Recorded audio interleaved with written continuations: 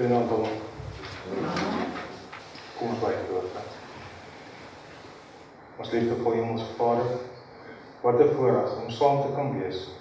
Vader, moet U weet dat ons U woord geopen voor ons het en dat ons 'n studie van U woord gaan doen.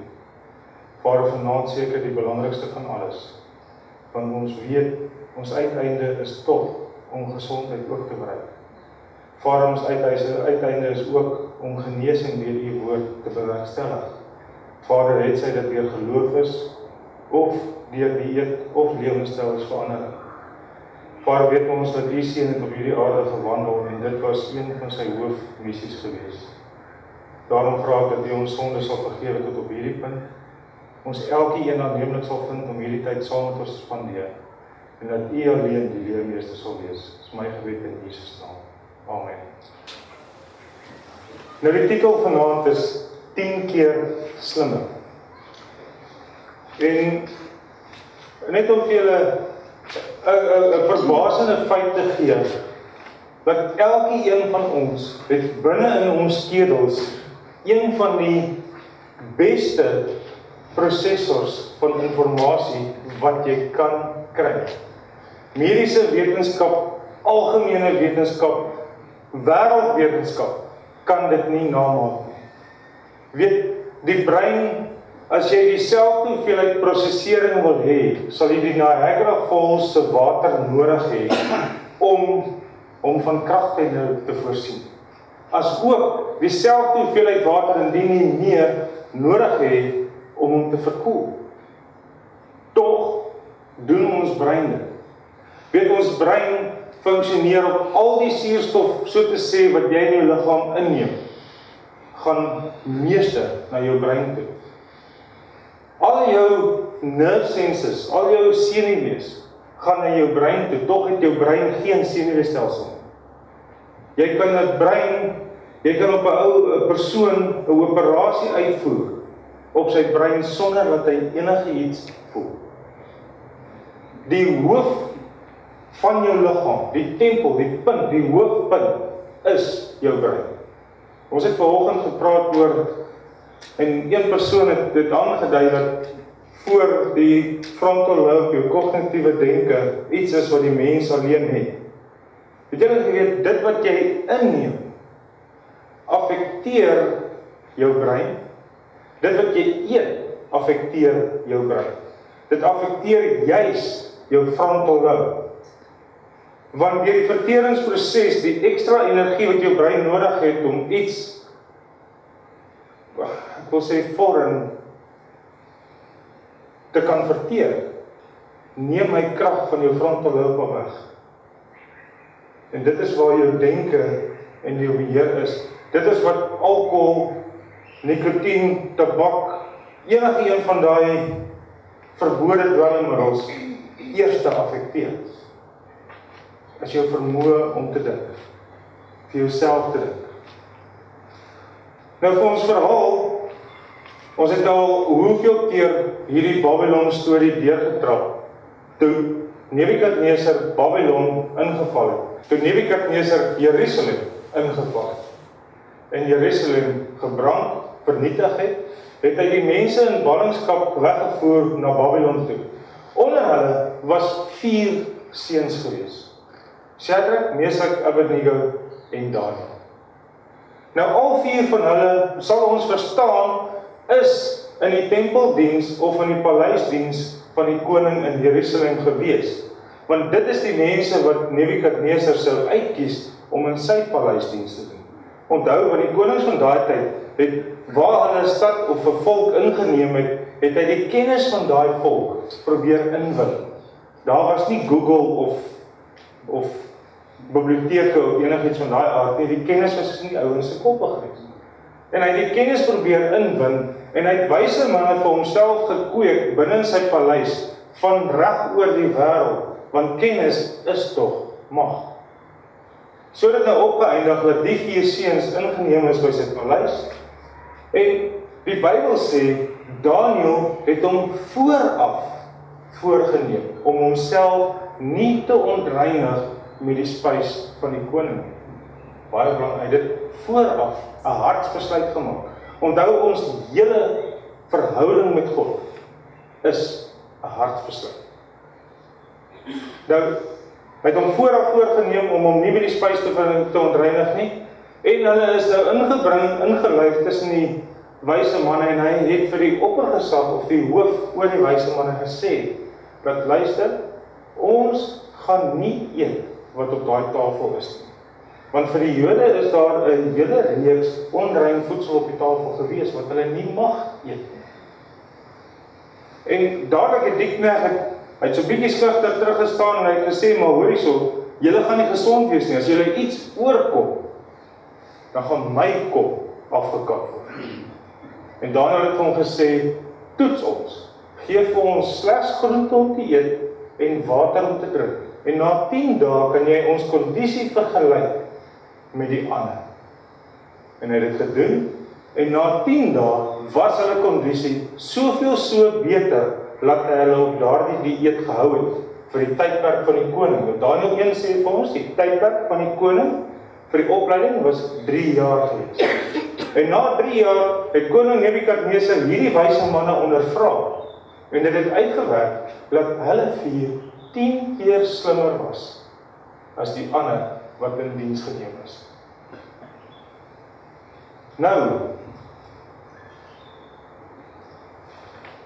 wat was die oorspronklike dieet wat God vir die mens gegee het? Verder het God gesê, ek gee nou aan julle al die plante wat saad gee, en al die bome waar boomvrugte aan is, wat saad dra, dit sal julle voedsel wees. Nou interessant, as jy dink aan 'n perske. 'n Perske, die hele een, eintlik kan jy aanvaar as die saad. Want as jy 'n eier vat, as die eier geel, is waar die embrio gaan ontkiem, gaan groei, en die eier wit is die voedsel wat hom voer. Nou as jy in werklikheid, in 100% ideale toestande, moet jy 'n hele perske kan plant. Daai perske rondom die put is die voedsel vir die put. So dis alles lewegewend. Jy kan 'n vrug pluk en hy's nie dood nie. Is lewendig. Dit wat jy in jou liggaam insit, is lewendig.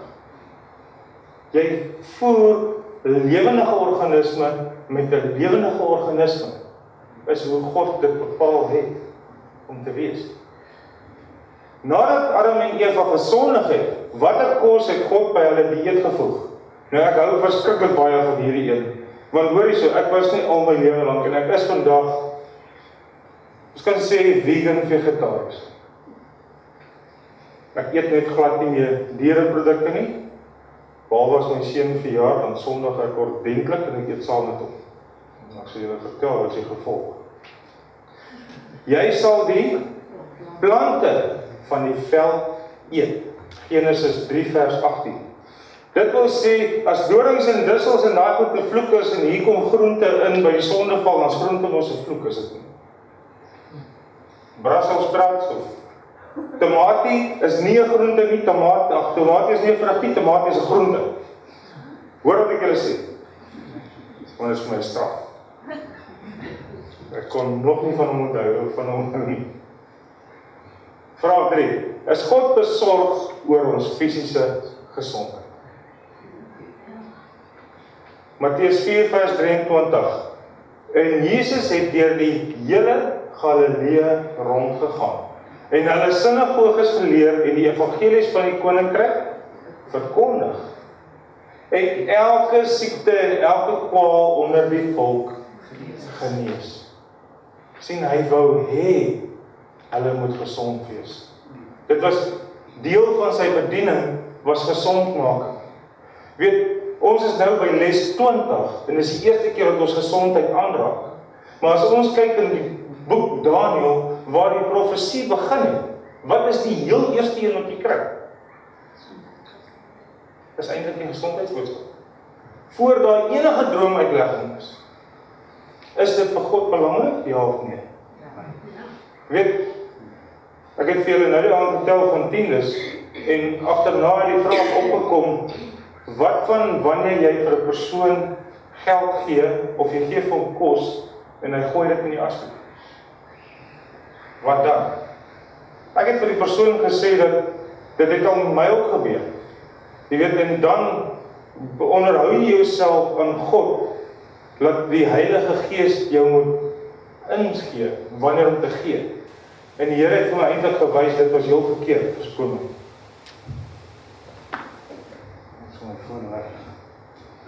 Dit is eintlik nie 100% reg nie. Dink mooi daaraan. As jy dit vir daai persoon gee, is jou deel gedoen. Die omkyk, om te kyk wat doen hy daarmee, beteken jy dit nie met 'n vryhartige hart gegee nie. Verstaan jy wat ek bedoel? Dit is nie op jou gewete wat die persoon daarmee doen. Dit is op jou gewete om dit te gee. Want wie sê vir jou, Satan, plaas nie daai persoon nie, want God gaan nog 'n persoon nou om die draai op jou pad sit, wat dit werklik nodig het. En nou het jy vir die persoon gegee en besluit jy gee nooit weer en daai persoon verloor. Want die oomblik wat daai persoon 'n gebed gehad het, as jy sal dit nie weet nie, hy was heel moontlik in gebed gewees, net voor jy daar aangekom het. En die Here het jou waardig geag om sy gebed deur jou te beantwoord. Wat 'n seën hou dit vir jou in? Nou, wat het dit met gesondheid te maak? Niks. Geliefde, ek wens dat dit met jou in alles goed mag gaan, en dat jy gesond is, sodat dit met jou siel goed gaan. Die Here het 'n vrygewige gegewe lief. Wat het ek vir julle gewys? As jy gee met 'n vrygewige hart, sal jy geseënd wees. Sal ook met jou goed gaan. Ek het gekom dat hulle lewe en oorvloed kan hê. Lewe sonder dokters is 'n lewe in oorvloed. Ek en my gesin is nou 5,5 jaar van diereprodukte af. 5,5 jaar is hoe lang terug ek by 'n dokter was vir 'n natuurlike kop. Nie toe ek die pen in my hand gedruk het. 5,5 jaar, 6 jaar terug is wat my kinders by 'n dokter was. Dis wanneer laas hulle 'n dokter gesien. Nou, beteken dit as jy diereprodukte uitsny, jy word nie siek nie? Nee. Dit beteken dit nie. Want, maar, nou kan ek ook vir julle sê, daai oomblik, donderdag, toe ons roomys geëet het, donderdag nag is ons almal se neuse toe. En ons almal het loopneus Vrydagoggend. Is dit toeval? Ek glo nie so. Nou, ons almal ken die spreekwoord, a moment on the lips, a lifetime on the lips. As ek vir jou 'n eetlepel gee, hoe lank gaan dit vat vir jou om fisies jou graf te gaan? Gaan lank vat, nee.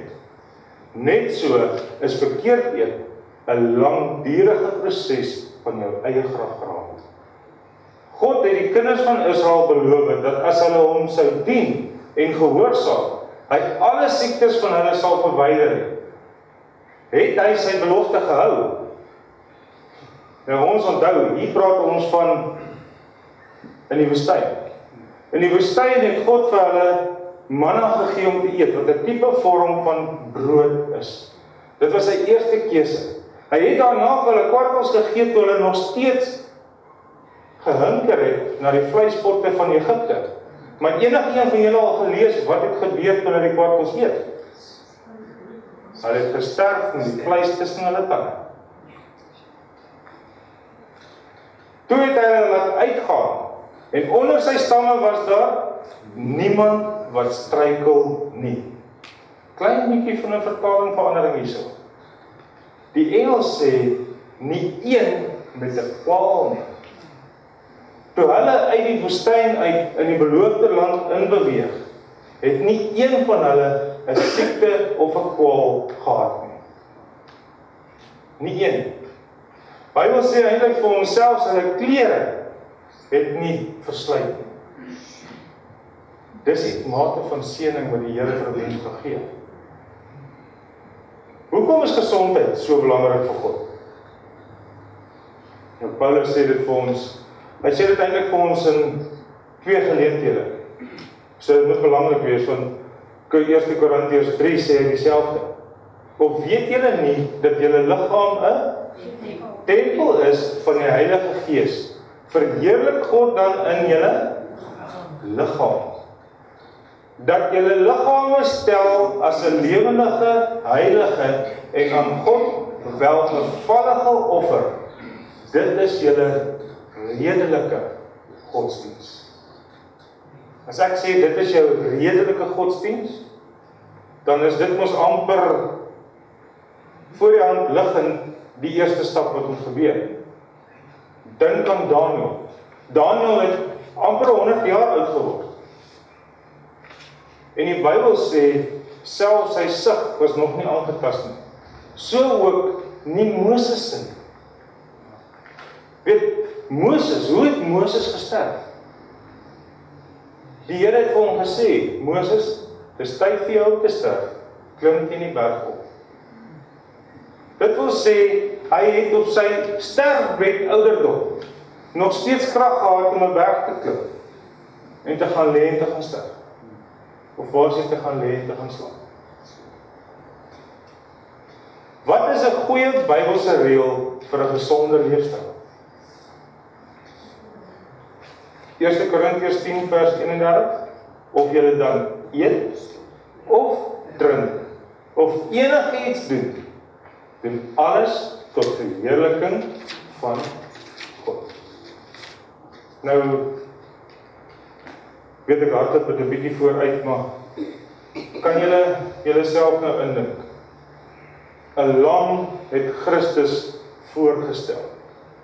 'n lam. Wat sou gebeur met die persoon wat in die tempelbediening 'n vark sou gaan offer het? Ek glo nie hy sou die tempelhof kon binnetree. Nou as ons liggame nou daai tempel geword het, en ons offer voedsel in ons liggaam in, want onthou die voedsel word in jou liggaam ingesit om krag te gee. Dis die brandstof wat jy ingooi. En ouers, kinders, ontbyt is die belangrikste ete van die dag. Ek sukkel met my kinders ook. Ek het self daarmee gesukkel. Ek sukkel nou nog daarmee omdat dit nie by my 'n gewoonte is nie. Of ooit was nie. Maar wanneer gooi jy brandstof in jou voertuig? Voor jy ry of as jy by die bestemming aankom? Voor jy ry.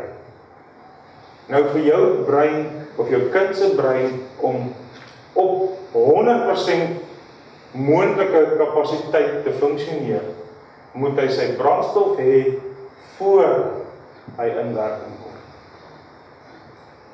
So vir kinders, as jy kyk na eksamenpunte, 'n kind wat sukkel, begin net daai beginsel van 'n ontbyt en kyk wat se verskil maak.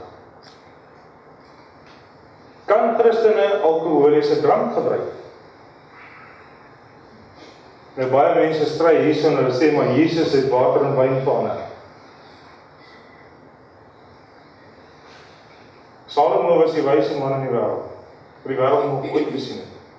Die wyn is 'n spotter en sterk drank, 'n lawaaimaker, en elkeen wat daardeur bedwelming raak, is nie wys nie. As jy in ag neem dat Christus sondeloos moes wees, dink daaraan, as ek nou vir André drank gee om te drink, en hy gaan vanaand en hy ry in iemand vas, wie is verantwoordelik? As Christus wyn vir daai mense by die bruiloft gegee het, was hy mos verantwoordelik vir die sonde wat daar uitgekom het. En nie sondeloos nie. Nou die antwoord is maklik. In die Grieks is daar net een woord vir wyn. En om die onderskeid te maak tussen watse tipe wyn is dit, kan jy net sê dis oud of nie, goeie of ouer. Gaan lees daai gedeelte. Wat sê die bruidegom? Goeie. Hy sê goeie wyn.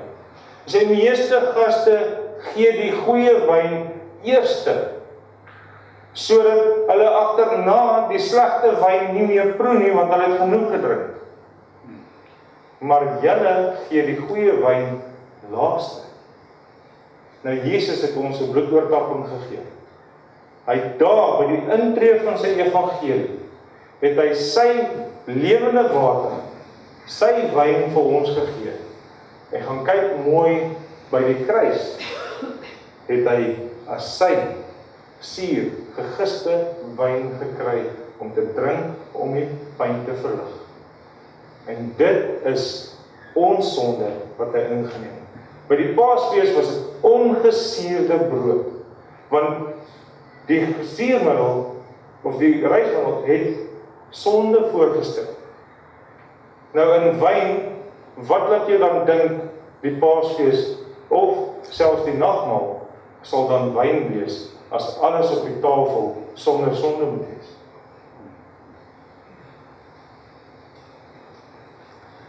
Wat sal God doen aan die wat hulle liggame skenk? Hierdie een nie mis nie. Weet julle nie dat julle 'n tempel van God is? 1 Korintiërs 3 vers 16. Nou sê ek word 2 keer herhaal. As iemand die tempel van God skenk, sal God hom skenk. Jy mag nie doodslaan nie. Jy mag nie moord pleeg nie. Nou is selfmoord dan nie ook moord nie. Mense, dit is 'n baie taai onderwerp in ons geleedere.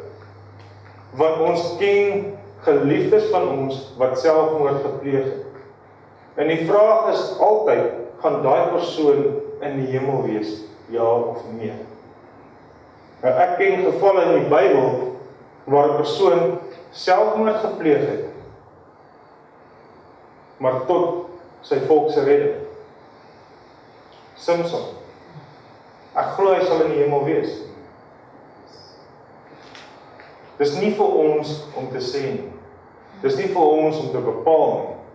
Maar as jy selfmoord pleeg deur dit wat jy eet, jy weet, die wat weet om goed te doen en dit nie doen nie vir jou, is dit sonde. En sonde gaan jou uit die hemel uithou. Dis 'n feit. Dis Bybels. Dis nie ek wat 'n klip gooi nie. Dis 'n feit. Ek dink dit is nodig om daai prentjie vir julle te verduidelik. Want tabak, het julle geweet, kokaine is nie 'n wettige dwelmmiddel nie. Maar as jy dieselfde hoeveelheid nikotien neersit in 'n lyntjie, as wat 'n kokainverslaafde kokain sal neersit, sal daai persoon die grond nie lewendig tref nie. So dodelik is nikotien. Inteendeel, as jy 20 sigaretstompies vat, en jy gooi dit in kookwater, en jy laat daai aftreksel afsit, en 'n persoon drink dit, slaan jy die grond nie lewendig. Dis hoe dodelik dit werklik is. En weet julle wat? Kaffieïn, presies dieselfde. Is net so verslawend, net so dodelik. Maar tabak is kostegewys die tweede grootste dwelmverslawing in Noord-Amerika. So wat het dit geword? Ja. Nou moet julle dink, hoeveel mediese effekte kom van tabak af? So hoe groot is die mediese rekening aspek daarvan? Dis massief. Ek sal amper die wêreldmark tot stilstand bring. Ek het vir julle gesê, ek dink ek het al genoem, Gaviscon, anti-suurmiddel. Anti-suurmiddel, teensuurmiddel is die grootste uitgawe in die mediese rekords. Die meeste mediese geld of geld wat betaal word vir 'n produk is op teensuurmiddel. En teensuurmiddel is as gevolg van verkeerde dieet. Dit is verskriklik maklik om soeibrand te beveg. Het julle dit geweet? Kom dankie. Maar jou water drink. Nee net water nie. Water is die wondergeneesmiddel. En inteendeel, jou liggaam bestaan uit meer as 60% water. So die voedsel wat jy inneem, as dit water oplosbaar is, gaan dit mos vinniger in jou liggaam in, gaan dit nie? En baie mense het my gesê, maar vrugte is nie water oplosbaar nie, en vra ek hulle, waar kom vrugte sap vandaan? Maar speeksel is nodig om voedsel te verteer. Die eerste waaraan 'n persoon wat soeibrand kry, die eerste ding wat jy vir hom kan sê, is jy eet te vinnig. Dis al. Jou voedsel het nie tyd om met speeksel te meng, wat die verteringsproses aan die gang sit. En dan gaan dit afneem maak, want jy groot hoeveelheid suur nodig om dit te kan doen. En as ek vir jou raad wil gee, vir 2 snytjies brood, binne in die oond, sny vir hom blokkies, laat hy droog kook, gaan sit, en eet hom stukkie vir stukkie, stadig, net stadig, sodat die speeksel hom nat maak voordat jy hom sluk, en jy soeibrand weg. Gewaar word, of bel my in die oggend, ek gee vir ander raad.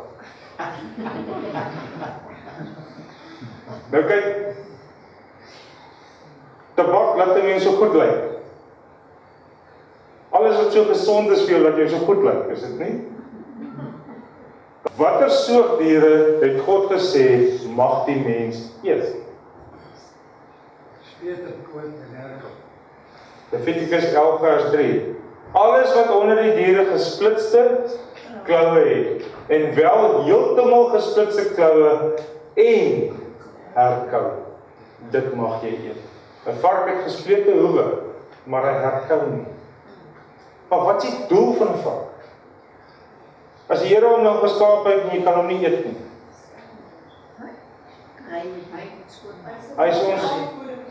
Hy is ons rioolstelsel.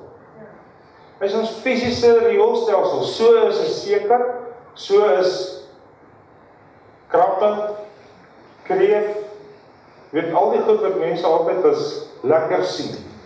Glo my ek was daar. Nou, this meat kill you. The E. coli threat is worse than you think. Dit was weer eens in die 90 jare. En in die 90 jare het ons 'n groot maalkoei siekte epidemie gehad. Soveel so dat hulle die karkas aan een kant toe moes verbrand het, en dit het weer eens 'n groot finansiële krisis veroorsaak. Want dit gaan oor geld. Nou mense, ek sien hoeveel mense, en ek word hoeveel keer oor die kole gehaal, want partykeer sê ek het dalk te reg. Maar, jy kry mense wat sukkel met gewigsprobleme. En hulle sukkel en geen dieet werk nie. Dan sê jy vir daai persoon, dink nou, vir jouself, 'n hoender word in 3 weke slaggereed gemaak. Hoe? 'n bees in minder as 6 maande. Die van julle wat op 'n plaas gewoon het, is dit moontlik? Hulle gooi hulle, of spuit hulle so vol groeihormone, en dit is wat jy eet, en dan wonder jy, hoekom sukkel jy met gewig? Want dit wat die bees moet gewig gee, om geslag te word, is wat jy besig is om in te neem. Weet, die Bybel is nie teen vleis eet nie. Glad nie. Dis nie 'n sonde nie. Maar dan moet jy mos daai vleis nou skei van die middels wat hulle om jou voel maak. Ja kyk, neem nou in ag. 'n Bees, voor hy geslag word hulle in daai slagkrale ingejaag, in die drukkraal. Hy weet wat voor hom gebeur. Die vreeshormone en hormone wat hy besig is om af te skei, trek sy liggaam. 'n Bok wat geskiet word, het nie daai geleentheid nie. Dis gesonde vleis. Nou, baie mense sê dan vir jou, ons eet free range chicken. Jy eet vrye lopende hoender, as 'n hoender se vleis rooi is. Het jy geweet? 'n vrye lopende hoender se vleis is rooi. Jy's nie veronderstel om die beentjie te kan deurbyt. Dan is dit 'n vrye lopende hoender. Andersins is jy op die bos gelei. Now, mad pig disease. Nou daar word vir ons gesê dat ons is eintlik vleiseters. Ons is gemaak daarvoor. 'n Leeu het slagtande, almal het tande, maar kyk nou na hierdie dier. En daai dier gaan nie vir jou onder mekaar vra waar kry hy sy proteïen vandaan nie. Want hy eet vrugte. En dis die heel eerste vraag wat almal vir jou vra as jy vir 'n persoon sê, luister, ek eet nie diereprodukte nie, dan sê hulle vir jou, waar kry jy jou proteïen vandaan? Dan sê ek eet hom nie meer tweedehands nie, ek kry hom nou eerstehands van sy oorsprong af. Want waar kry 'n bees die proteïen wat jy inneem? Ek kry dit uit gras uit. En ek het al gras probeer eet, dis nie lekker. Maar 'n olifant is pond vir pond die sterkste dier wat loop. So ook 'n renoster. Waar kry hulle proteïen van? Wholesale prime beef. Dis 'n besigheid. Nou daarso is dis nou 'n guideline van hoe hulle sê jy jou voedsel moet nuttig. En heel eers sit hulle brood en grane onder, en dan het hulle jou groentesoorte, en dan het hulle jou vleise en jou kase, en dan het hulle jou neute. En so effens op sy kop gedraai. Alles in die wêreld vandag is op sy kop gedraai. Wat 'n tipe vis en seekos is rein? Nou die Bybel sê vir ons, Levitikus 11 vers 9, dit mag julle eet, van alles wat in die water is, alles wat vinne en skubbe. Dit mag julle eet. Nou in Amerika lees hulle ons nou nie Bybel nie, en toe gaan hulle militêre intelligensie, en hulle gaan doen 'n multimiljoen-dollar opname van voedselsoorte uit die see uit vir as jy gestrand is, en toe hulle uitkom, sê die verslag, dit is goed om te eet alles wat vinne en skubbe het. Sal jou nie dood of kwaad doen nie.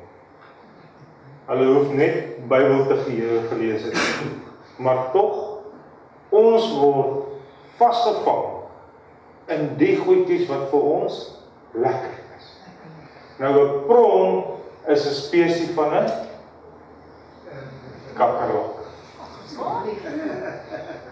'n Prawn is dieselfde spesie as 'n kakkerlak.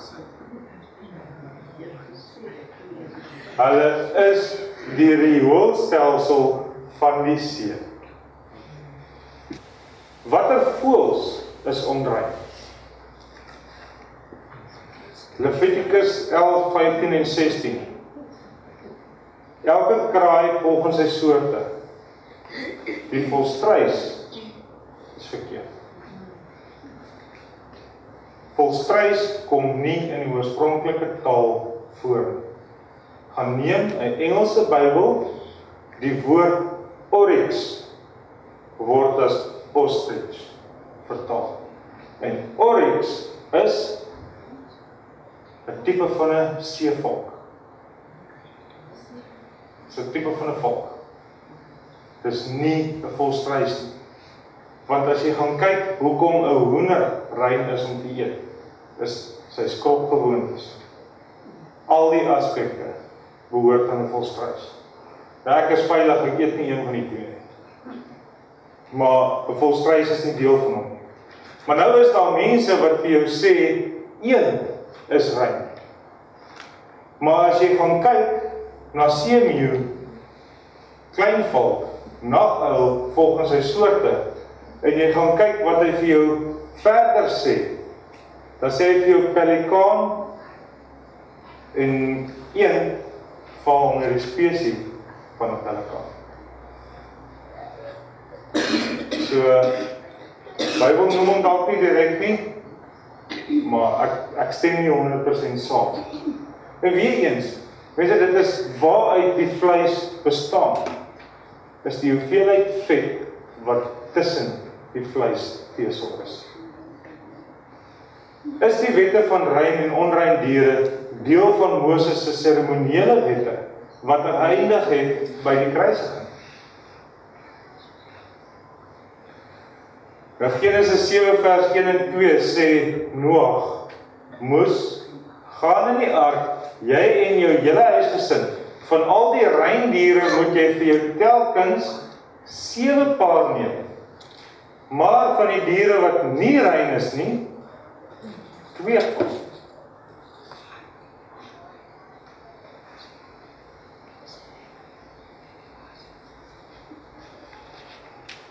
So in Noag se tyd was daar al 'n onderskeid tussen rein en onrein diere.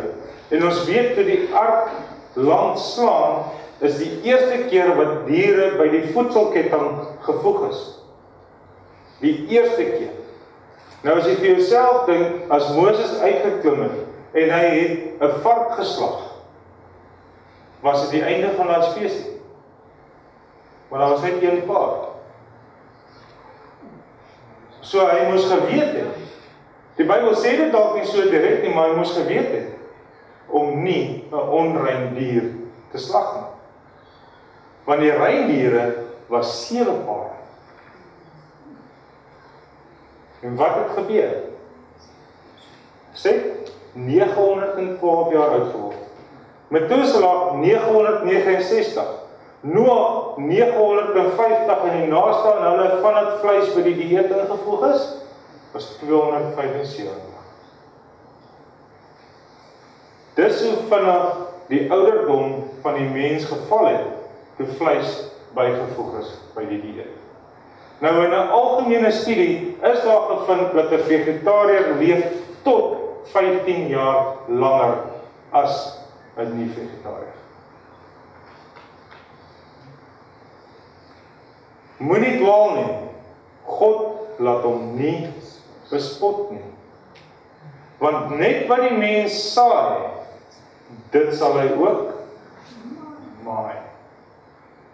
So dit wat jy in jou insit, dit wat jy jou liggaam, die tempel mee besoedel, is waarmee wat jy gaan mee sit op die ou dag.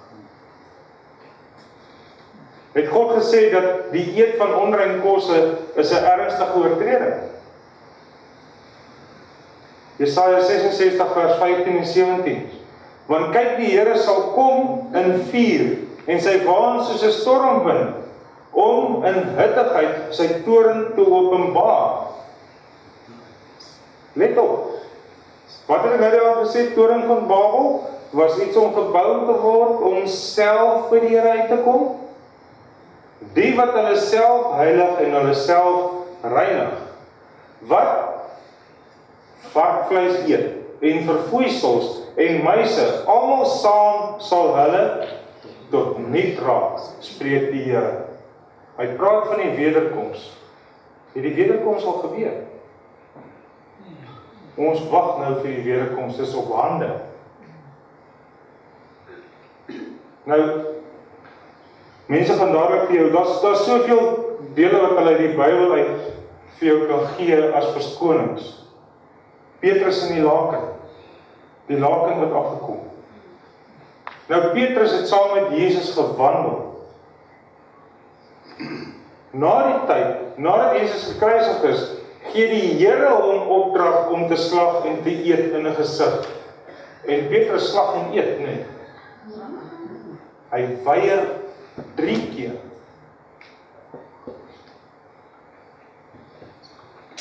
Mag ek doortrap nie.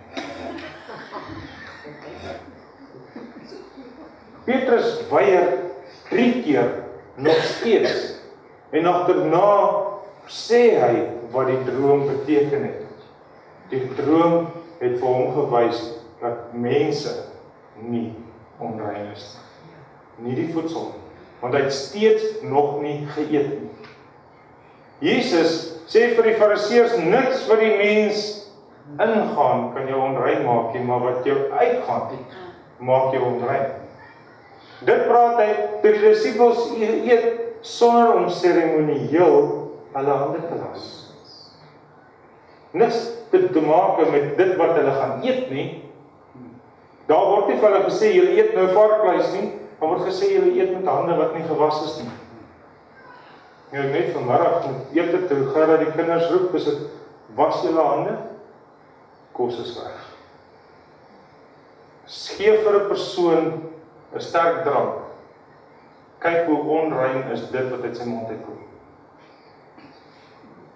Al daarna gedink. Ek is baie mal oor hierdie een. Newsweek, September 6, 1999. A few years ago, one nutritionist said, bacon wasn't technically a meat anymore.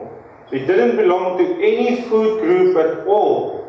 It was a salty, nitrate-ridden, fat-laden, carcinogenic thing. Die mense het dit begin besef. Dink julle nie die Here het dit geweet?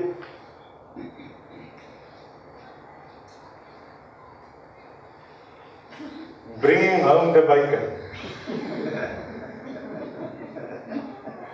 Maar, nou gaan die mense weet vir jou sê, 1 Timoteus 4 vers 4, want alles wat deur God geskape is goed, en niks is verwerplik as dit met danksegging ontvang word nie.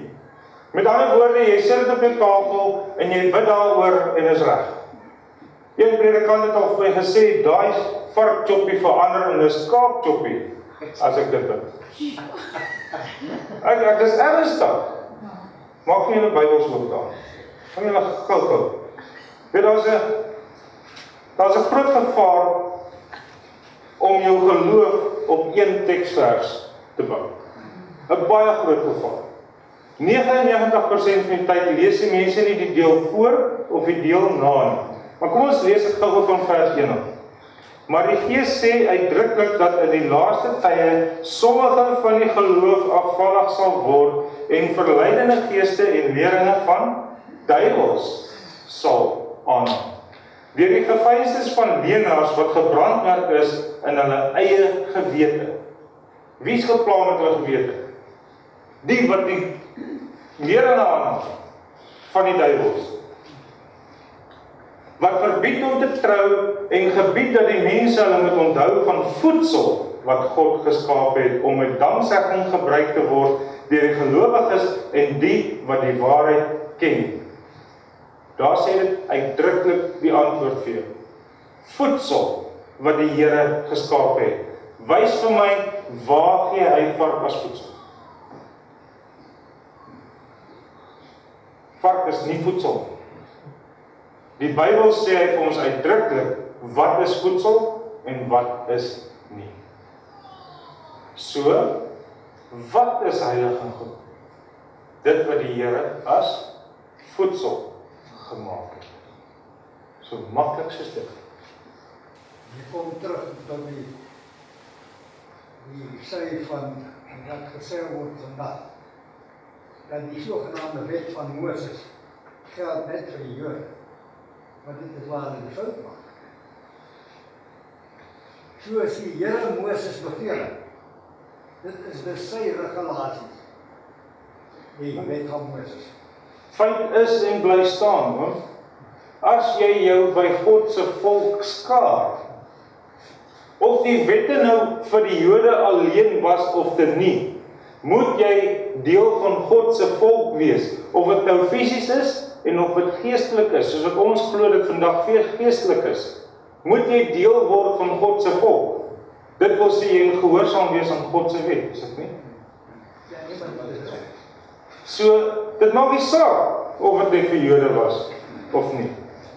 Want in die eerste plek, dit was nie net Israeliete, wat uit Egipte uitgetrek het. Dit was 'n multi-nasie groep. Ons kyk dit as Israel as 'n volk, maar Israel was basies 12 seuns en hulle vrouens wat in Egipte was. En so vermeerder dit oor daai tydperk.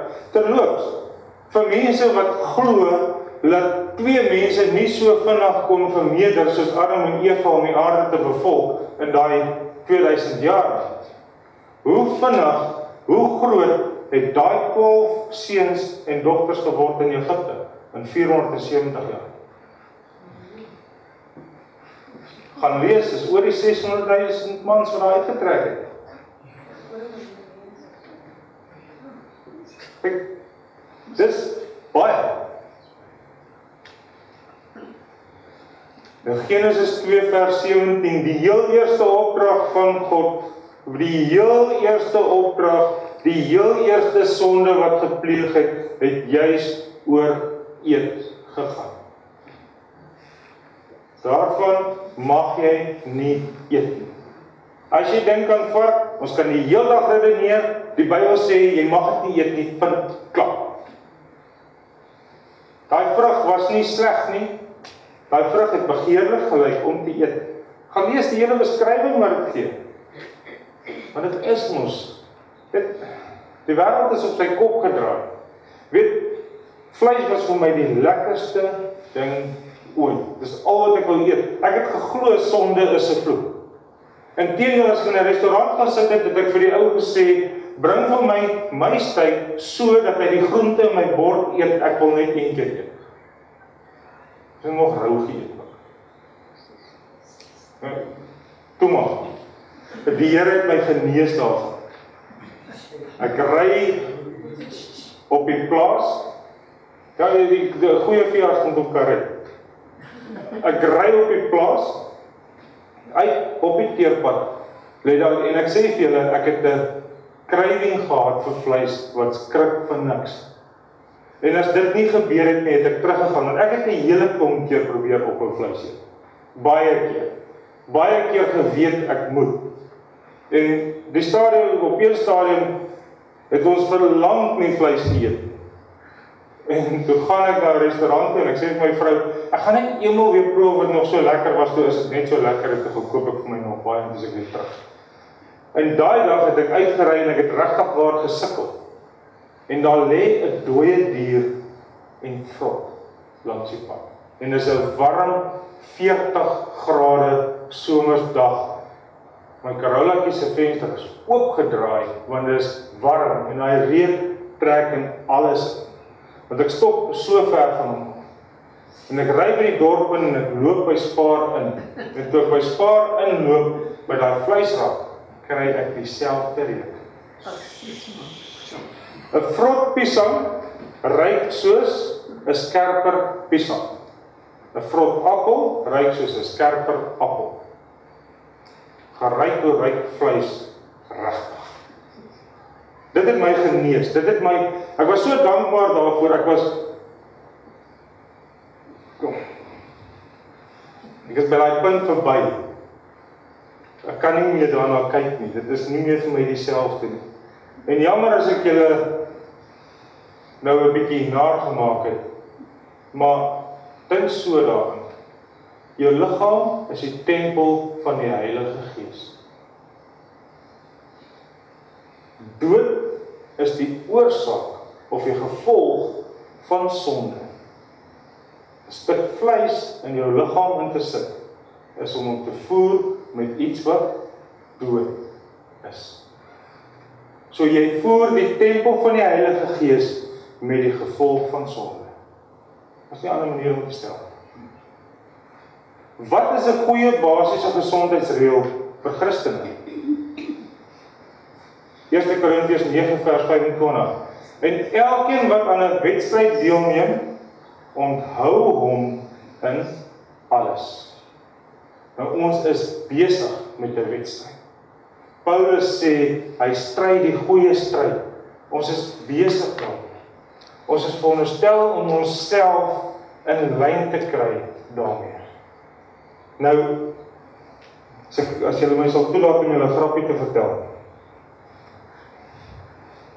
Daar loop 'n persoon daar op die strand, en terwyl hy so skop hy 'n emmertjie, en uit die emmertjie kom een van hierdie genies op, en die genie sê vir hom, ek gee vir jou 3 wense.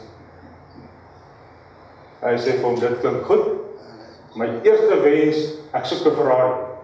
Woep, daar staan die Ferrari, in die parkeerarea, sleutel in sy hand. Hy sê vir hom, ek soek $1 biljoen.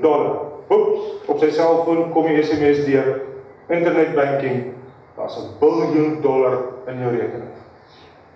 En hy sê vir hom, nou wil ek onweerstaanbaar wees vir vrouens. En hy verander hom in 'n boks sjokolade.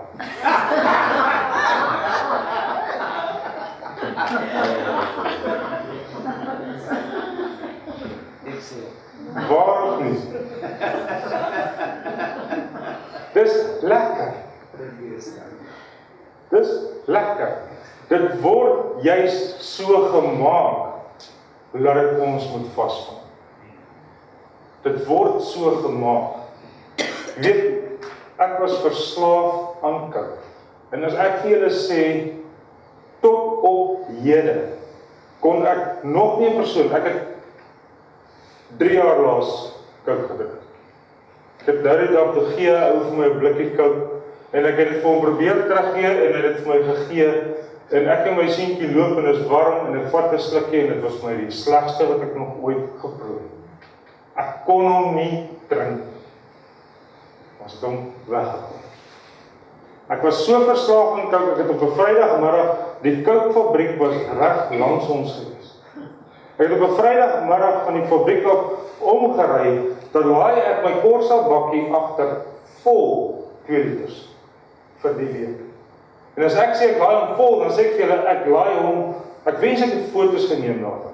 Ek het my kombuis spesiaal versterk om die 2 liter borrels in voorraad te kan hê. Phillip, my swaartjie sê, man kyk, hulle kon hom 'n ander kleur gemaak het, maar lekkerder nie.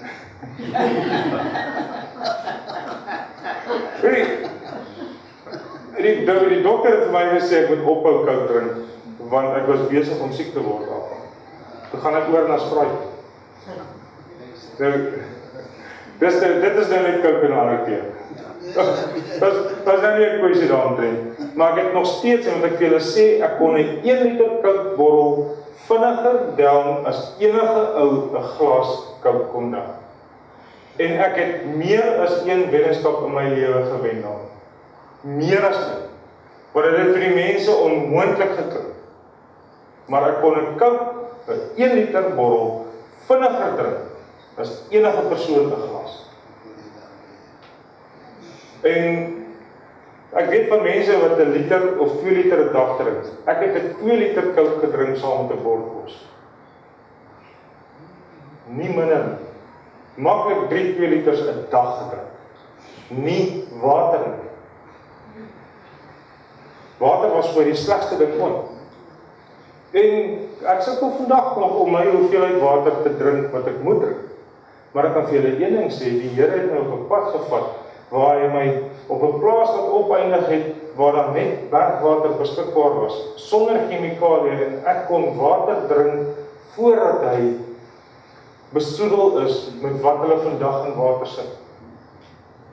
En weet julle hoe het dit my genees, van kind af, toe ek water drink, in die vorm wat hy veronderstel is, om te wees.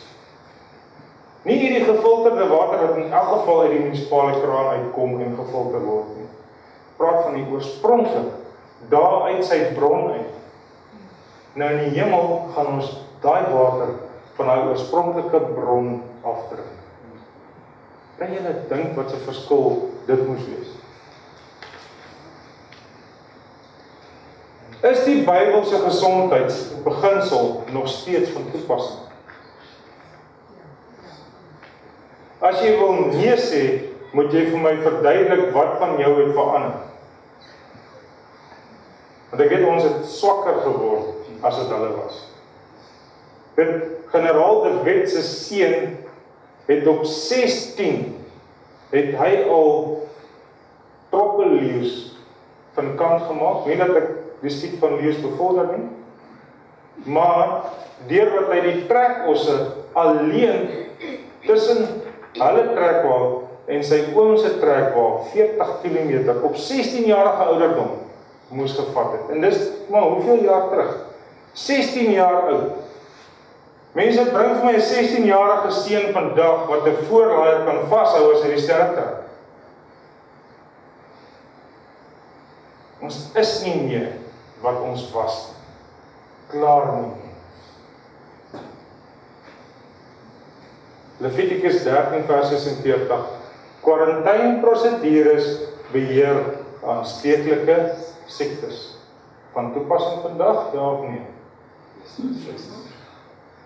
Menslike liggaamsuitskeiding moet begrawe word. Deuteronomium 23 vers 12 en 13. Van toepassing vandag, ja of nee? Ons het 'n baie beter sanitêre stelsel, maar dit kom op dieselfde prinsip af. Die was van liggaam en klere beheer die kieme. Julle weet dat die persoon wat die eerste keer uitgevind het, jy moet jou hande was voordat jy 'n operasie doen, en toe suksesvolle operasies daarna gehad het, sonder 'n sterfgeval of soveel sterfgevalle, want een uit elke twee operasies was 'n sterfgeval gewees. Weet julle wat is sy naam gewees? Listerie. Lei dit 'n kloppie?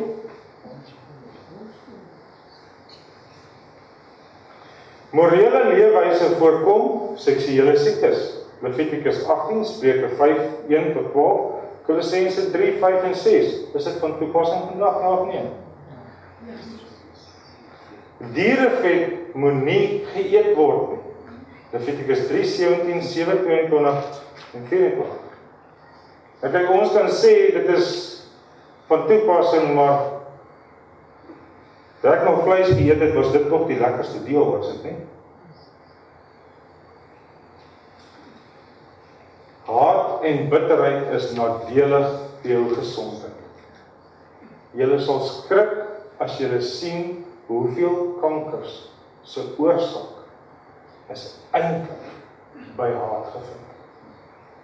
By 'n gemoedstoestand gevind. Want onthou, jou brein skei ook chemikalies af volgens jou gemoedstoestand.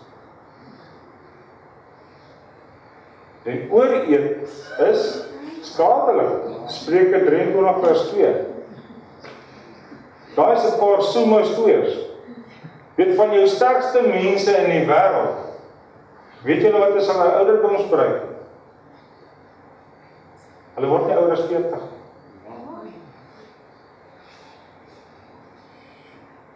Ons liggame het behoorlike rus nodig. Psalm 127 vers 2, Markus 6 vers 31. Onthou ek het julle gesê, 8 ure sonder slaap is dieselfde effek as 2 alkoholiese drankies. En die belangrikheid van werk, Eksodus 20, 9, 10, 2 Tessalonisense 3 vers 10. Mense, as jy nie jou spiere oefen nie, wat gebeur met hulle? Hulle verklein. Jy verloor, jy word swakker. Mense wat bedlêend is vir 'n lang tydperk. Ek het op 7-jarige ouderdom toe breek ek my linkerarm, my skouer hierbo. Nou, vir my pa het ek gesê ek het geval. En nie van hulle vertel hoe het ek geval nie, hulle het my inteendeel dokter toe gevat om my beendigtheid te laat toets en al daardie dat my arm so maklik kon breek. In werklikheid het ek my boetie en sy maatjie gesien bo oor die hekkie spring soos wat die seuns moes doen. En toe ek het gaan probeer te bly my arm agter. So dit was nie so onskuldig soos wat ek dit wou sê nie. Maar die 6 weke wat hulle hom vasgeplak het, na daai 6 weke het dit my amper 3 maande verder gevat om hom weer te kon reguit maak en gebruik. Dit moes weer ingeoefen en geleer word. 'n Positiewe gesindheid is 'n goeie medisyn. Spreuke 17:22, 1 Timoteus 6 vers 6. En dit is iets wat ons medici onlangs begin uitvind het. Tog, God is die algehele geneesheer. Hy het vir ons in die woord al gesê. Ouers se gewoontes affekteer kinders. Mense hulle sê, en baie vinnig sal hulle vir jou sê, maar dit is 'n genetiese oorerwing. Jy erf dit van jou ouers af. Dis in jou gene. Dis nie noodwendig in jou gene. Pa en ma het so kos gemaak en jy het dit geëet by hulle. Wat eet jy as jy uit die huis uit is? Hoe eet jy as jy uit die huis uit is? Soos jy geleer. Alles kom af van wat jy eet. Sal mense in die hemel diere doodmaak en eet? So jy moet jou vleis dan hier op aarde trek en die dieet gewoon raak, maar na bo gaan jy hom nie kry nie. Hulle sal geen kwaad doen of verderf aanrig op my heilige berg nie, sê die Here. Eintlik op my hele heilige berg nie, sê die Here. So dit is nie net daarna by hom nie. Ek het op 'n stadium so hoeder geëet. Laat my predikant in Sasolburg verby gesê, my plaas hier in die hemel gaan die hoenders se draai omloop. Openbaring 21 vers 4, en daar sal geen dood meer wees nie. Onthou as jy 'n vrug pluk, maak jy hom nie dood. Bly 'n lewendige organisme. Hoe kan ek dieet en gesondheidveranderings maak wat die Here sal behaag? Mense, ek het nie self my gaskoeldrank verslawing gebreek nie. Ek het dit nie self gedoen nie. Maar ek kan vir julle sê, ek het dit in die Here se hande gesien. En ek en Gerda het op haar verjaarsdag uitgegaan na die Warmwaterberg toe. En ek het vir my 2 liter gekoop en ek het ingestap. En sodat ek instap het ek vir die Here gesê, Here, ek moet hierdie gewoonte breek.